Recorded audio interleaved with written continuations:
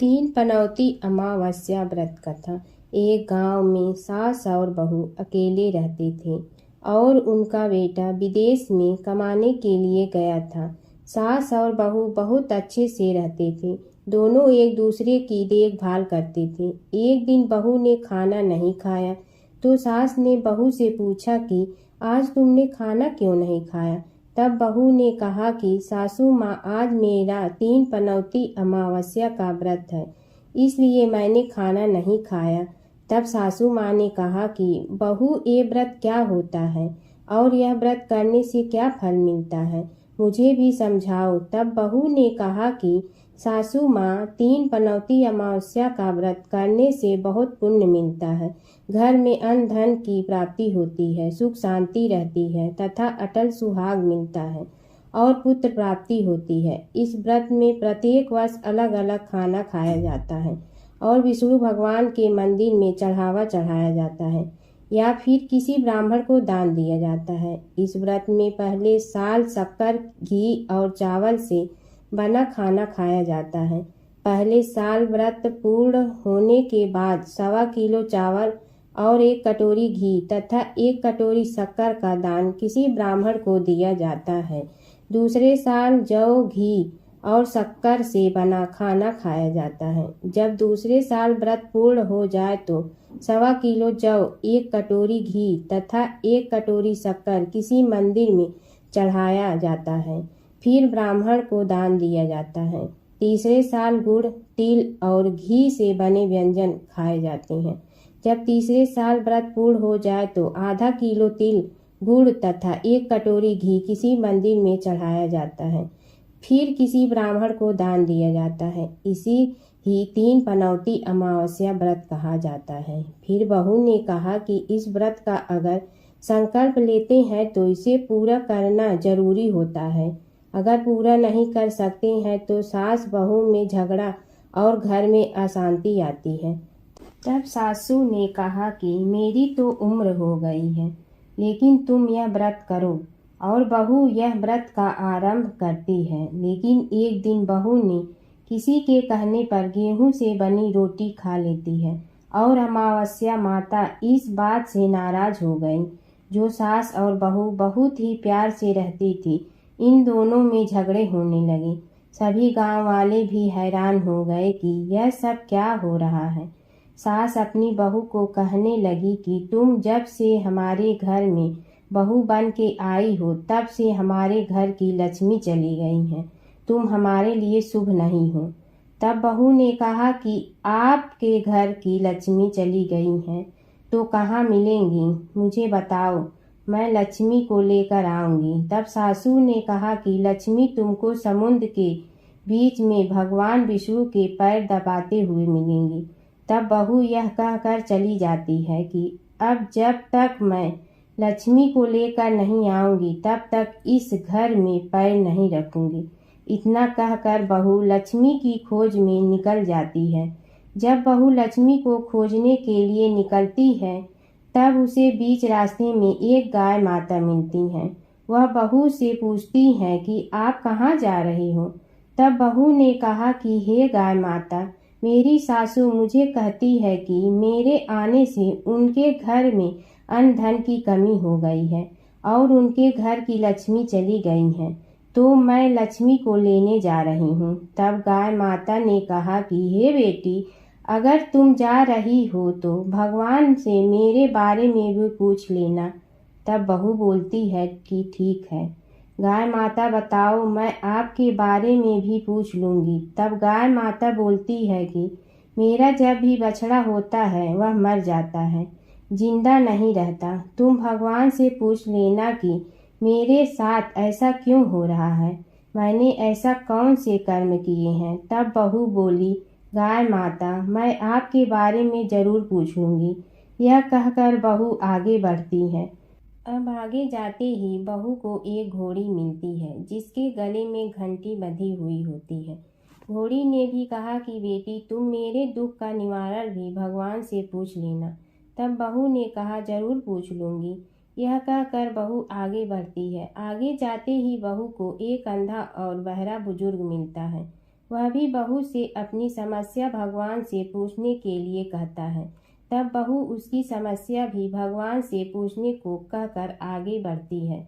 आगे जाते ही बहू को एक बूढ़ी औरत मिलती है जो हाथ और पैर से अपाहिज होती है। वह भी बहू से अपनी समस्या भगवान को पूछने के लिए कहती है। तब बहू उसके समस्या को भी पूछने के लिए तैयार हो जाती है और आगे बढ़ती है। आगे जाते ही बहू थक जाती है और एक आम के पेड़ के नीचे बैठ जाती है।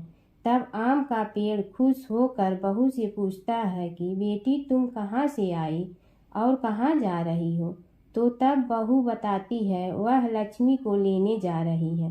तब पेड़ भी अपनी समस्या भगवान को पूछने के लिए कहता कि मेरे पेड़ पर लगे आम खट्टे ही क्यों होते हैं, इस बारे में भगवान को जरूर पूछना। तब बहू उसकी समस्या लेकर आगे बढ़ती है। आगे जाते ही बहू को एक तलाई मिलती है। वह भी बहू को बताती है कि तुम भगवान से पूछने की मेरे तलाई का पानी इतना मैला क्यों है, कोई भी इसे नहीं पीता है। तब बहू कहती है जरूर पूछ लूंगी और कहकर आगे बढ़ती है। बहुत दिन जंगल में चलते चलते बहू थक जाती है। उसे भूख भी लगी होती है, लेकिन खाने को नहीं मिलने से वह थक जाती है और जंगल में बेहोश हो जाती है।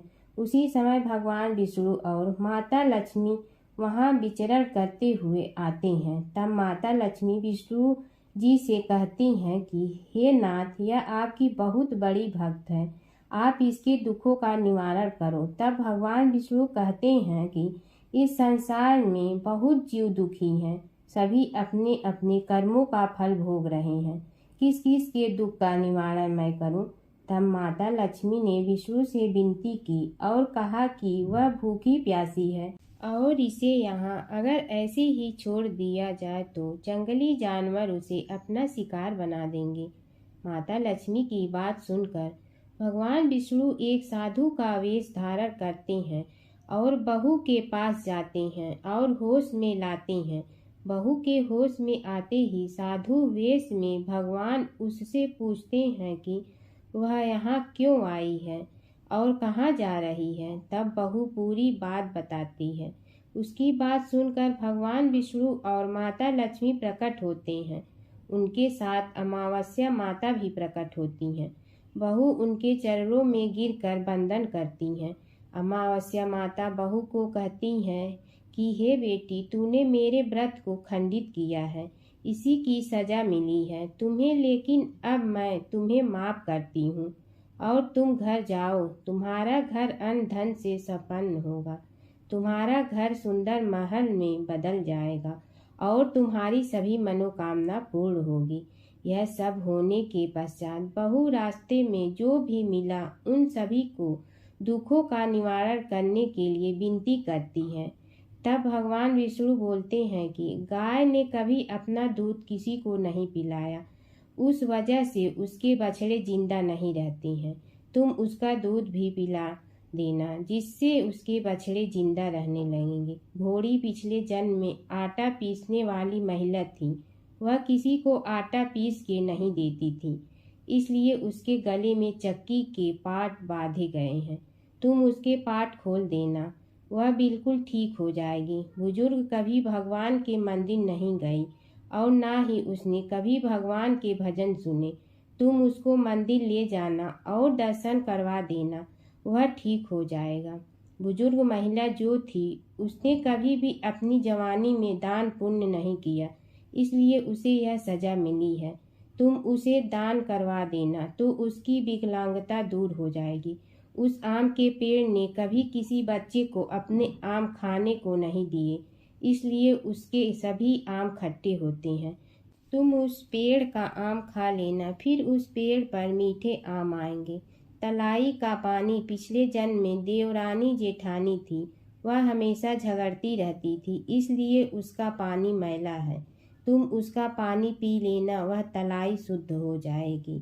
बहू ने भगवान विष्णु, माता लक्ष्मी और अमावस्या माता को नमन करके घर जाने के लिए निकलती हैं और रास्ते में उसे जो जो भी मिला उनके सभी समस्या भगवान के कहे अनुसार दूर करती हैं। सभी उसे आशीर्वाद देते हैं। घर जाते ही उसका घर एक सुंदर महल में परिवर्तित हो जाता है तथा घर में अन्न धन भरा मिलता है। अब बहू सासू से कहती कि सासू माँ, आपने सच कहा था, मैं आपके लिए शुभ नहीं हूँ। मेरे जाने से ही आपके घर में लक्ष्मी आई है।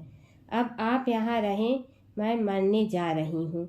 तब सासू ने कहा कि हे बेटी, यह सब तुम्हारे पनौती अमावस्या व्रत का फल है, हमें मिला है। तुम यहाँ पर ही रहोगी, कहीं नहीं जाओगी। और सास बहू खुशी खुशी रहने लगी।